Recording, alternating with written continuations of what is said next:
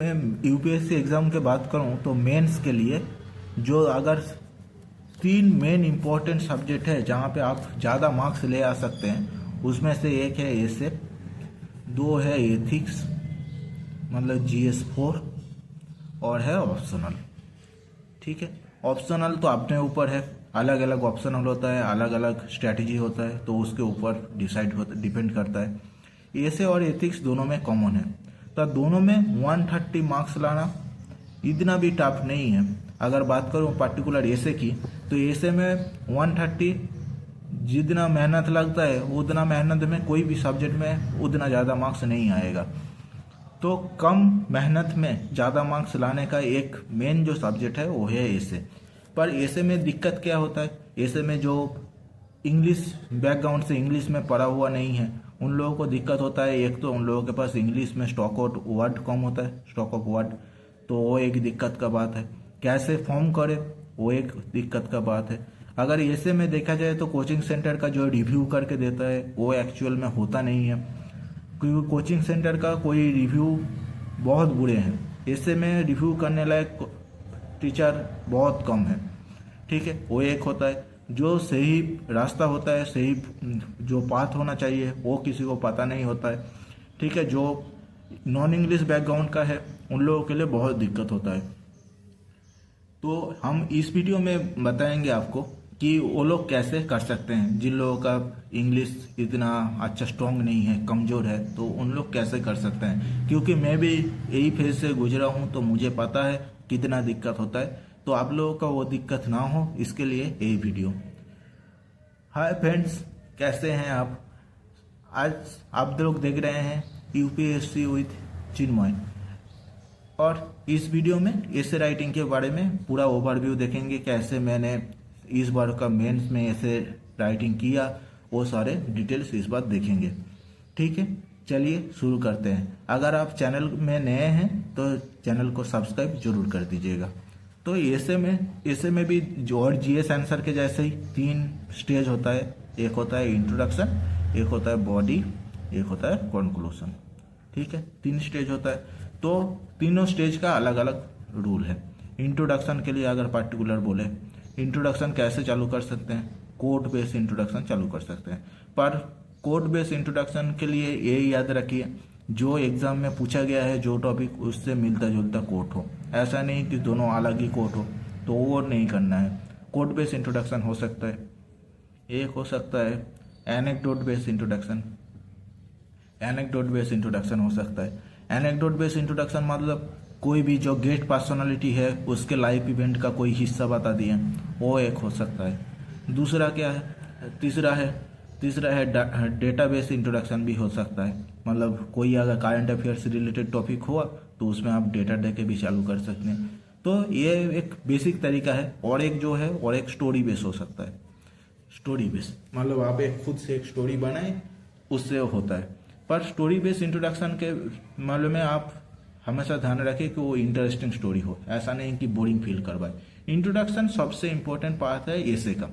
Most important एसे के में introduction ही है। क्यों में मोस्ट इम्पोर्टेंट है, क्योंकि एसे अगर देखा जाए तो 1000 से 1200 वर्ड लिखना होता है। इतना लिखने के लिए आपको कम से कम 7 से 8 पेज चाहिए।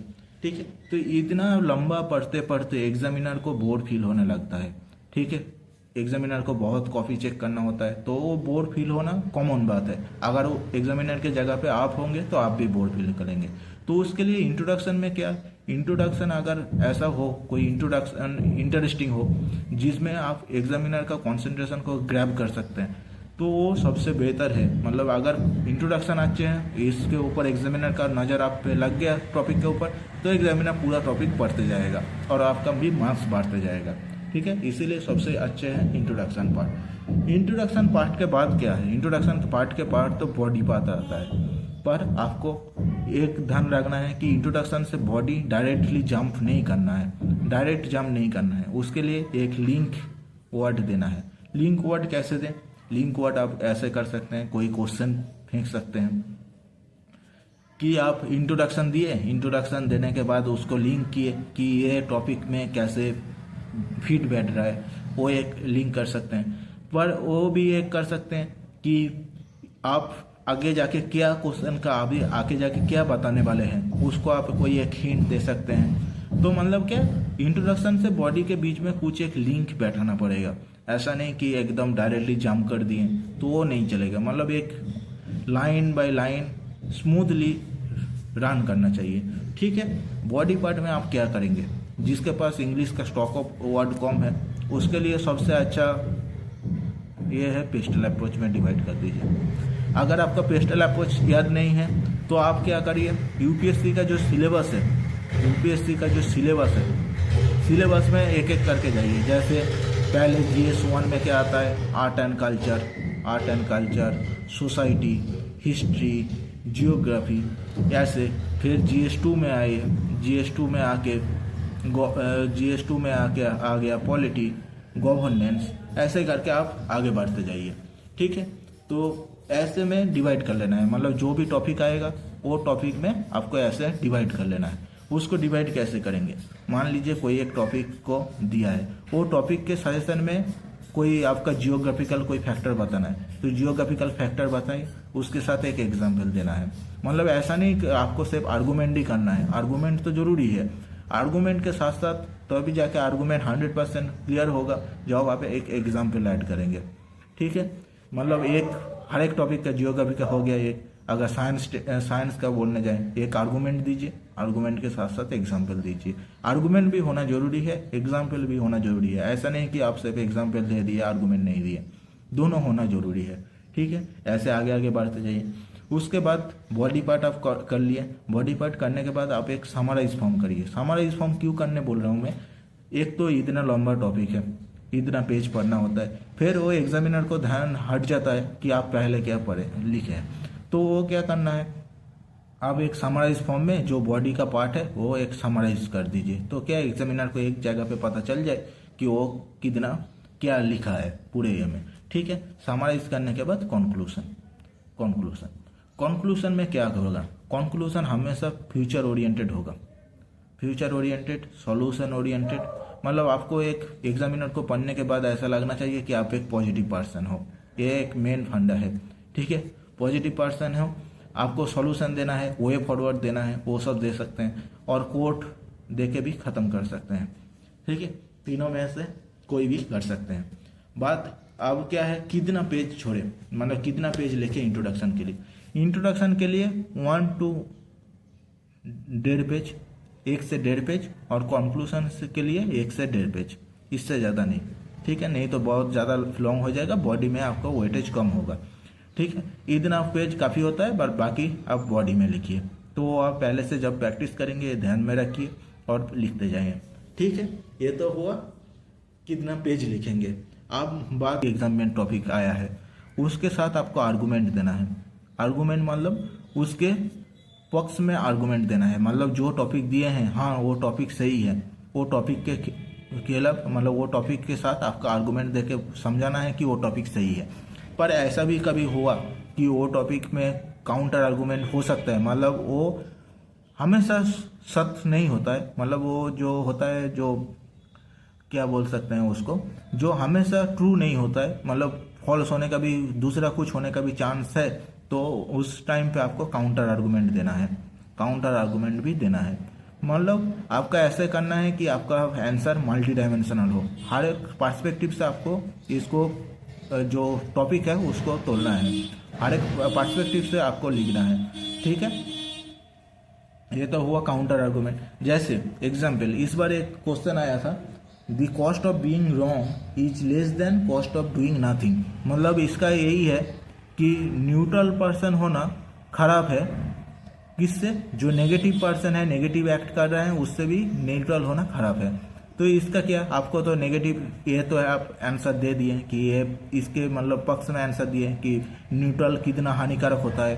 ठीक है, आप अगर इसको आंसर दे सकते हैं, वो जो यहूदी को मानने वाला केस आप बता सकते हैं। ठीक है, हिटलर का बता सकते हैं। फिर वो इंडिया का जो इंडियन ब्रिटिश ने जब इंडिया का पार्टीशन हुआ था तब न्यूट्रल था, वो आप बता सकते हैं। ठीक है, ऐसे तो आप बता दिए हैं इसके पक्ष में। ठीक है, कि नेगेटिव से न्यूट्रल खराब है। पर ऐसा नहीं हो कि हर एक जगह पे न्यूट्रल खराब होता है, न्यूट्रल कुछ जगह पे अच्छे होते हैं। जैसे आपका अगर प्राण जाने का संभावना है, मतलब डेथ हो सकते हैं, तो एक आपका न्यूट्रल बनना आपका हक है, ठीक है, क्योंकि आपका फैमिली को भी देखना है। और एक कहाँ पे होता है, नाम मूवमेंट पे इंडिया ने न्यूट्रल रहा था, ठीक है। फिर यूक्रेन रशिया वायर में अभी इंडिया न्यूट्रल है। तो मतलब ऐसा नहीं है कि नेगेटिव पर्सन हमेशा न्यूट्रल से अच्छे ही होते हैं, कुछ जगह पे बुरे भी होते हैं। तो मतलब एक आर्गूमेंट देना है, आर्गूमेंट मतलब जो क्वेश्चन टॉपिक दिया है उसके पक्ष में बताना है, एक काउंटर आर्गूमेंट देना है जो उसके नेगेटिव में बताना है, ठीक है। मतलब मल्टी पर्सपेक्टिव होना चाहिए, मल्टी डायमेंशन, मल्टी पर्सपेक्टिव, हर एक पर्सपेक्टिव को आपको देखना है, ठीक है। ये तो हो गया क्वेश्चन का। अगर इस बार का पेपर देखें, इस बार का पेपर में मैं क्या किया हूँ, इस बार का ये 2024 का पेपर है। 2024 के पेपर में एक क्वेश्चन आया था कि there is no path to happiness, happiness is the path. ये ना मैं अटेम्प्ट किया था। पर आपको देखना है कि आपका 4 ऑप्शन होता है, 4 में आपको कौन सा चूज करना है। आपको वही वाला चूज करना है जो आपको अच्छी तरह से आता हो। मतलब ऐसा नहीं कि आपको आता नहीं है पर वो टॉपिक थोड़ा टफ है देख कर आपने चूज कर लिए, ऐसा नहीं करना है। क्योंकि आपको 1000-1200 वर्ड लिखना है तो आपको वो टॉपिक में पूरा इन डेप्थ नॉलेज होना चाहिए। तो मुझे तो यही आता था, there is no path to happiness, happiness is the path, यही आता था, तो इससे ही चालू किया। तो इसको मैंने चालू कैसे किया, इंट्रोडक्शन में क्या मैं एनेक्डोट दिया, इंट्रोडक्शन में मैं एनेक्डोट दिया था जो अलेक्जेंडर द ग्रेट का जो स्टोरी है, अलेक्जेंडर द ग्रेट सबको पता होता है। स्टोरी हर एक कॉमन ही होता है, पर वो स्टोरी को कहाँ पे यूज़ करना है वही बात है।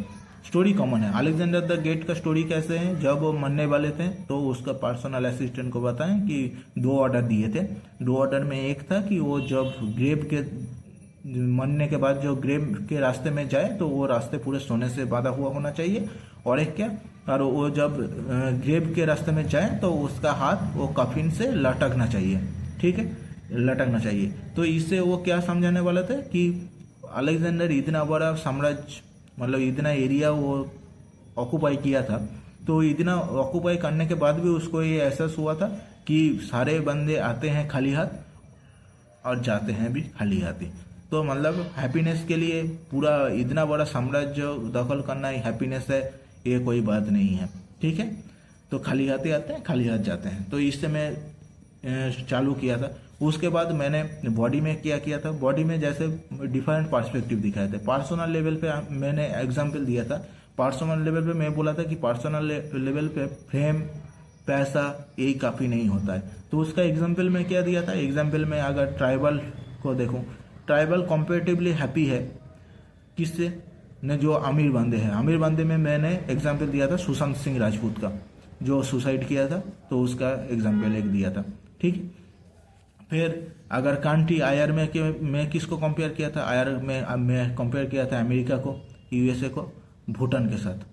भूटान के साथ अमेरिका में इतना लार्जेस्ट जीडीपी है, फिर भी कोई ना कोई शूटिंग का न्यूज़ हमेशा न्यूज़ में होता ही है। पर भूटान हैप्पीनेस इंडेक्स में कितना आगे है। तो ऐसे ऐसे करके एग्जाम्पल हर एक टॉपिक का मैंने दिया था, दे के लिखा था, ठीक है। और कंक्लूजन कैसे किया था, कंक्लूजन में मैं यही बोला था कि जिंदगी एक सफ़र है जिसमें क्या हैप्पीनेस भी रहता है और दुख भी रहता है। तो हैप्पीनेस के टाइम पे ज़्यादा हम लोगों को उछलना नहीं है, और दुख के टाइम पे हम लोगों को ज़्यादा मतलब ब्रेक डाउन भी नहीं होना है। तो दोनों पैरेलली चलता है, दोनों को लेके दोनों को एंजॉय करके चलना चाहिए। और लास्ट में क्या, लास्ट में मैं ख़त्म किया था उसको मार्टिन लूथर किंग जूनियर का जो कोट है, जे अगर आप दौड़ नहीं सकते, उड़ नहीं सकते हो तो दौड़ो, दौड़ नहीं सकते हो तो चलो, चल नहीं सकते हो तो लंगड़ाओ। तो यही वाले से पर चलो, यही वाला कोट से मैंने ख़त्म किया था। तो आप लोग भी ऐसे कर सकते हैं। मतलब अभी आप लोगों का क्वेश्चन ये आ सकता है कि प्रैक्टिस कैसे करें, प्रैक्टिस कब से करें, प्रैक्टिस कब से करें। मैं तो बोलूँगा प्रैक्टिस आप जब यूपीएससी प्रिपरेशन चालू कर रहे हैं, अगर आपका इंग्लिश कमज़ोर है, ऐसे लिखने में डर लगता है, तो आप तब से प्रैक्टिस चालू कर दें। क्या करना है, हफ्ता में एक ऐसे लिखिए, हफ्ता में एक लिखिए और एक टॉपर्स कॉपी देखिए। टॉपर्स कॉपी देखिए, टॉपर्स कॉपी देखने के बाद जो अच्छे एनेक्डोट मिल गया, जो अच्छे एग्जाम्पल मिल गया, उसको आप कलेक्ट करके आपके नोट में उसको लिखिए। फिर वो याद करके आप किसी जगह अप्लाई कर सकते हैं, तो वो करिए। तो वो जो कोचिंग सेंटर का जो एवोल्यूशन होता है ऐसे का, उसके ऊपर आपको डिपेंड नहीं करना है, क्योंकि वो लोग अच्छे से एवोल्यूट नहीं करते हैं। तो आपको क्या करना है, आपको खुद से एवोल्यूट करना है। एवोल्यूट कैसे करना है, कोई टॉपर कॉपी लिए, टॉपर कॉपी में देखें कि कितना डायमेंशन दे रहा है, वो सारे डायमेंशन आपके अंदर है कि नहीं, वो आप देखिए। मतलब डायमेंशन जितना ज़्यादा होगा उतना अच्छे हैं, ठीक है। ये है मेन ऐसे का ये। और एक आर्गूमेंट, एक काउंटर आर्गूमेंट। इंट्रोडक्शन इंटरेस्टिंग होना चाहिए और कंक्लूजन एक फ्यूचर ओरिएंटेड होना चाहिए। ये है मेन ऐसे का फैक्ट, ठीक है। तो मुझे तो लगता है मैंने जो किया था वो आपको समझा पाया हूँ। अगर फिर भी कोई दिक्कत है तो मुझे कमेंट करके ज़रूर बताइएगा। अगर आप चैनल पे नए हैं तो चैनल को सब्सक्राइब और वीडियो को लाइक ज़रूर कर दीजिएगा। और आपके अपने दोस्त को शेयर करना ना भूलें जो ऐसे में कमज़ोर है। हो सकता है ये वीडियो किसी का हेल्पफुल हो जाए। तो ठीक है, थैंक यू, बाय बाय।